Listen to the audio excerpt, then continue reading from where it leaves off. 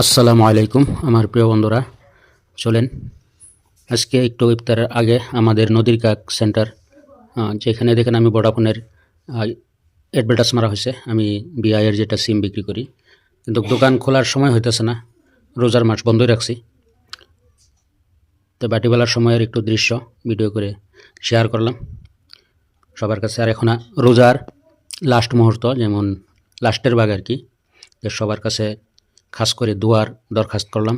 সবাই আমার জন্য দোয়া করবেন, আর আমিও সবার জন্য দোয়া করি যে আল্লাহ তালা যেন এই রমজান মাসে আমাদের সবারই জিন্দগির গুনাহ খাতাকে আল্লাহ তালা যেন মাফ করে দিয়ে আমাদেরকে হেদায়েত দেয়, আমাদের ইমানকে যেন আল্লাহ তালা হেফাজত করে, আর আমরা এই দুনিয়া থেকে যেন ইমান নিয়ে যাইতে পারি, আর যার যেটা পরিশানি আছে আল্লাহ যেন দূর করে দেয়। আল্লাহুম্মা আমিন।